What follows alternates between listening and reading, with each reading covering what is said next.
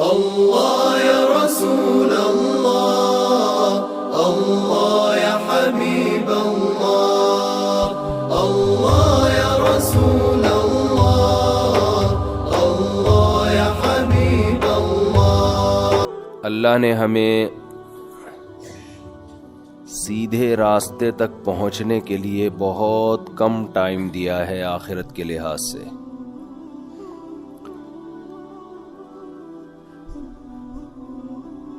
دنیا کے لحاظ سے تو یہ بہت ٹائم ہے۔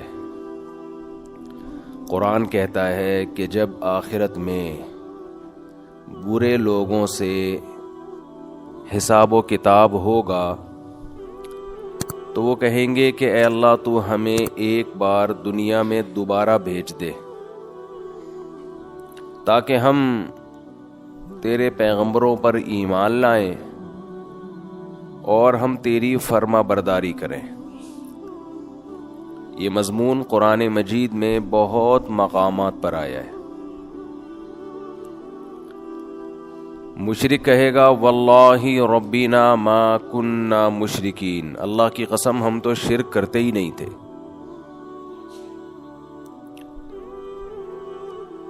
تو گنہگار کہے گا ان تقول نفس یا حسرتا علی ما فرطت فی جنب اللہ، ہائے افسوس کہ میں اللہ کے بارے میں بہت سخت کوتاہی میں مبتلا رہا۔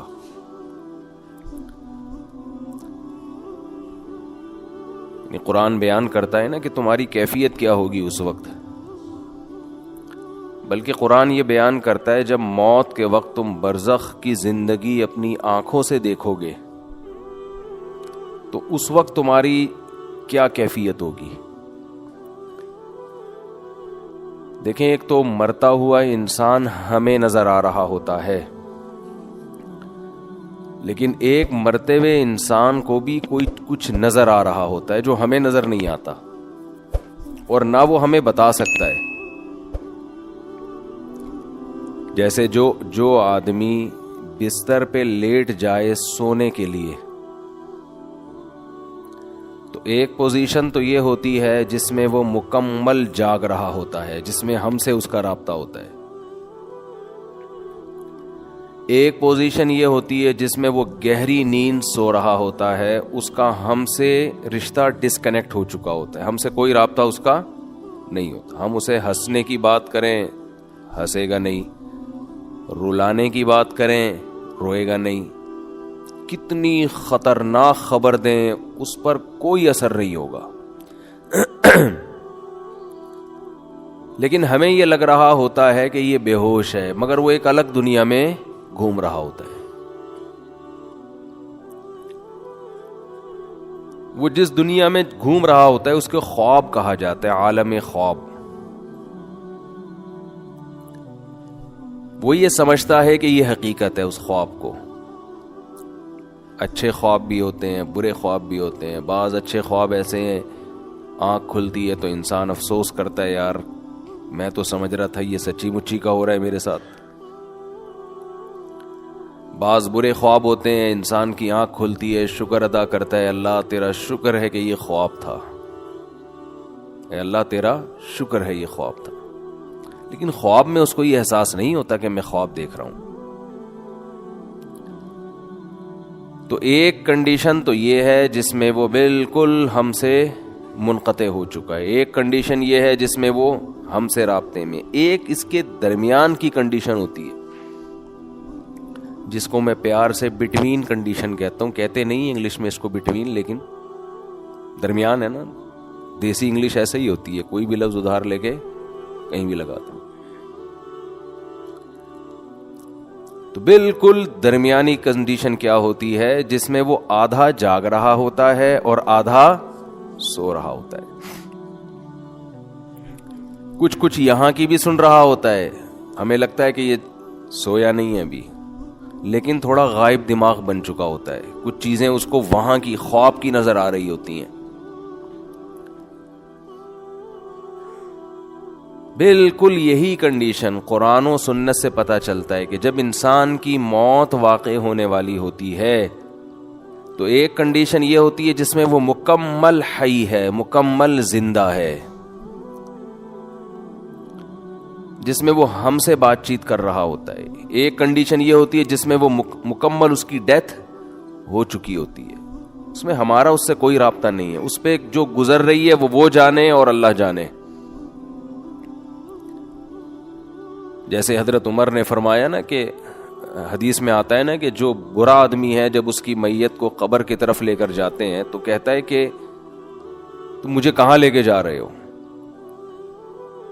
اور اچھے آدمی اچھا کیا کہتا ہے، مجھے جلدی لے کر جاؤ۔ یہ برزخ کی باتیں ہیں جو وہ خود دیکھ رہا ہے۔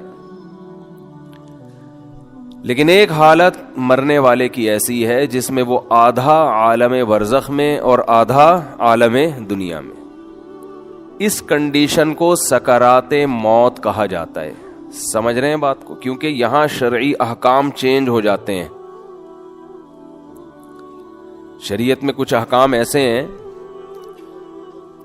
کہ ابھی اس کا حکم کچھ اور ہے، مرنے کے بعد کچھ اور ہے۔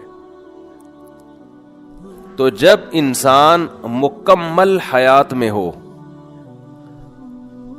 تو اللہ نے اس کے لیے توبہ کا دروازہ کھولا ہوا ہے، چاہے اس کو 100% یقین ہو جائے کہ میں نے کل مرنا ہے یا 1 گھنٹے بعد مرنا ہے، لیکن توبہ کا دروازہ اس کے لیے بولے کھلا ہوا ہے۔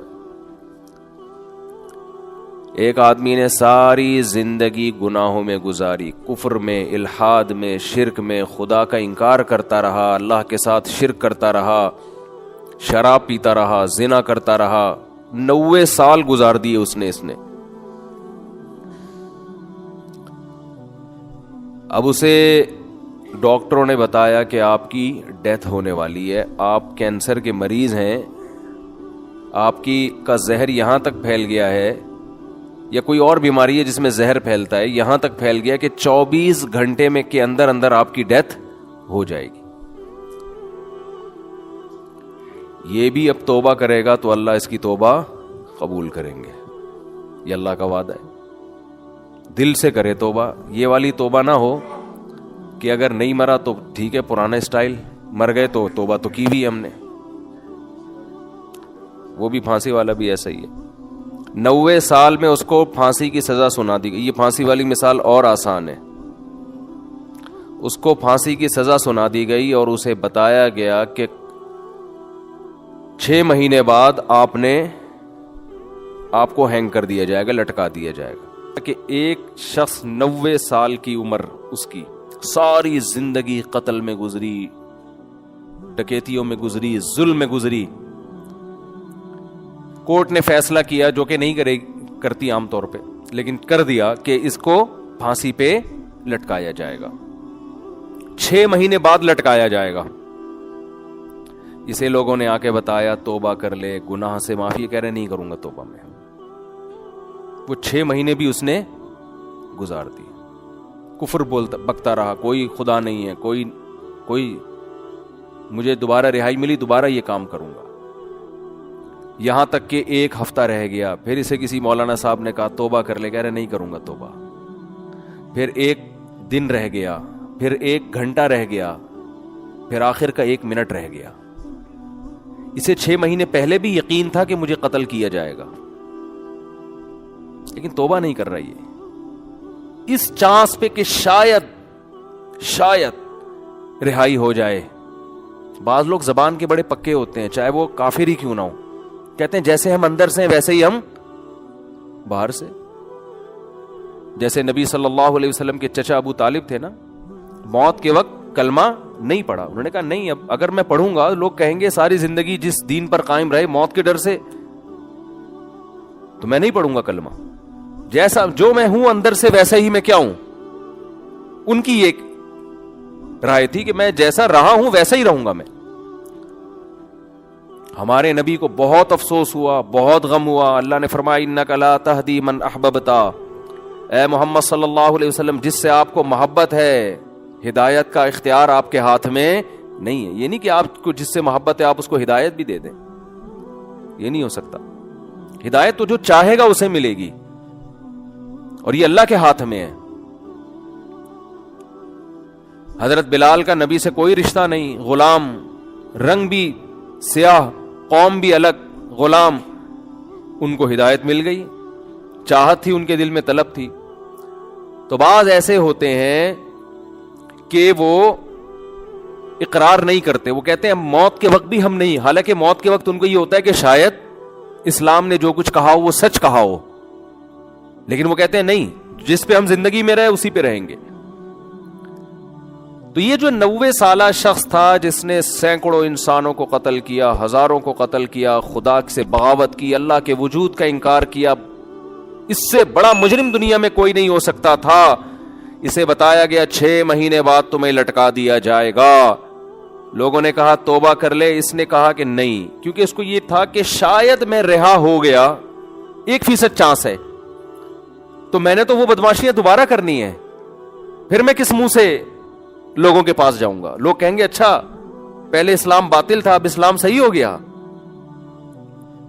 تو اس نے ڈیلے کی، اس نے کہا نہیں، یہاں تک کہ اس کو لٹکانے میں 1 منٹ باقی ہے، 1 منٹ.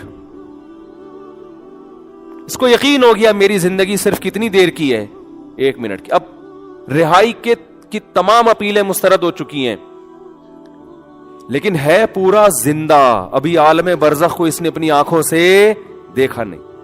اب اگر یہ توبہ کر لے، بالکل پھانسی کے پھندے کی طرف جا رہا ہے، اس کو جلاد لے کے جا رہا ہے لٹکانے کے لیے، یہاں تک کہ اس ٹول پہ اس کو کھڑا کر دیا، این اس وقت بھی اگر یہ توبہ کرے گا تو اللہ کا وعدہ ہے اس کی توبہ اللہ قبول کرے گا. لیکن اس توبہ میں شرط یہ ہے کہ یہ دل میں ارادہ ہو کہ اگر بالفرض چھوٹ گیا، میں قدرت کی طرف سے کچھ بھی ہوگی، تو میں دوبارہ پرانی زندگی کی طرف نہیں لوٹوں گا. یہ دل کی حالت تو اللہ ہی جانتا ہے نا. یہ پکا عزم دل سے ہو اور زبان سے اقرار کرے کہ اللہ میں اسلام کو قبول کرتا ہوں، میں تیرے وجود کا قائل، تیری توحید کا قائل، تیرے پیغمبروں کا قائل، مجھے اگر رہائی مل گئی تو میں دوبارہ اس پرانی زندگی کی طرف نہیں آؤں گا. حالانکہ رہائی ملنے کا کوئی چانس نہیں ہے. قرآن سے، صحیح احادیث سے، متواتر احادیث سے اہل سنت والجماعت کا عقیدہ ہے کہ اس وقت 1 سیکنڈ کی توبہ اللہ اس کے تمام گناہوں کی دیوار کو گرا ڈالے گی. وجہ کیا ہے؟ اس نے ابھی تک آخرت دیکھی نہیں ہے. اللہ اس کو بخشنے کا بہانہ کیا تلاش کرے گا؟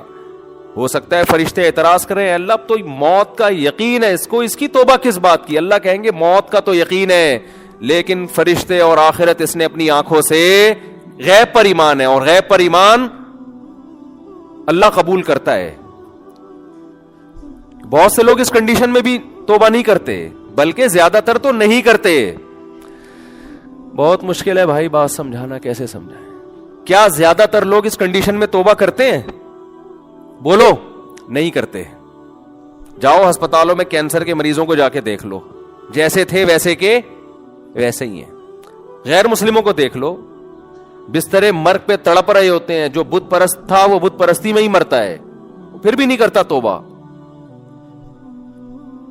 تو یہ بھی بہت 1% خوش قسمت لوگ ہوتے ہیں جو عین اس وقت میں توبہ کر لیں، ورنہ توبہ ہوتی نہیں ہے. اس ٹائم پہ بھی نہیں کرتے لوگ توبہ، دل سیاہ ہو چکے ہوتے ہیں. ہمارے ایک دوست اپنا پرانا واقعہ بیان کرتے تھے کہ مجھے ہارٹ اٹیک ہوا، کہیں جوانی میں ہو گیا، اللہ نے ان کو زندگی دی، صحت دی، توبہ بھی ہو گئی الحمدللہ، نیک پرہیزگار ہیں. اگر بیان سنیں تو کائنڈلی مائنڈ نہ کریں. میرے بھائی، اللہ کا قانون یہ ہے کہ جب تک اپنی آنکھوں سے موت کے فرشتے نظر نہ آئے اس وقت تک اللہ نے توبہ کا آپشن رکھا ہوا ہے. اور جب یہ منظر آپ نے اپنی آنکھوں سے دیکھ لیا، اللہ کہتے ہیں بیڑیاں رگڑتا رہے گا، کلا انہا کلمۃ ہوا قائلھا، توبہ کا کلمہ تیری زبان سے نکلا ہوا ایک کلمہ ہے جو ہوا میں تحلیل ہو کے ختم. اللہ کے ہاں اس کی کوئی ویلیو نہیں ہے. نبی صلی اللہ علیہ وسلم نے فرمایا کہ جہنم کی آگ سمندر کا پانی خوش نہیں کر سکتا، حدیث کا مفہوم ہے، لیکن 2 قطرے جہنم کی آگ کو ٹھنڈا کر دیتے ہیں. ایک اللہ کے راستے میں شہید ہوتے ہوئے، جو شہید کے خون کا پہلا قطرہ زمین پہ گرنے سے پہلے اس جہنم کی آگ کو اللہ ٹھنڈا کر دیتے ہیں. ایک اللہ کے خوف سے رویا ہوا آنسو. کیا زبردست مثال ہے. اتنا سا آنسو ہے، لیکن اللہ جب تک زندہ ہیں آپ، اس آنسو کی اللہ کی نظر میں ایسی ویلیو ہے کہ یہ جہنم کی بھڑکتی ہوئی آگ کو ٹھنڈا کرنے کے لیے کافی ہے. تو بھائی خوش قسمت وہ ہے جو موت سے پہلے پہلے توبہ کر. اب آپ یہ نہ سوچیں کہ یار ٹھیک ہے آخری پھندے تک لٹکنے تک آخری منٹ میں بھی توبہ قبول ہوتی ہے تو ڈیلے کر لو. تو یہ دو گڑبڑے کا اندیشہ اس میں. نمبر ایک, آپ کو کیا پتا کہ آپ کس وقت مریں گے, آپ کا آخری منٹ کب آئے گا؟ سمجھتے ہو؟ پھانسی کے مجرم کو تو پتا ہوتا ہے لٹکنے والا ہوں, ہر موت مرنے والے کو یہ پتا نہیں ہوتا.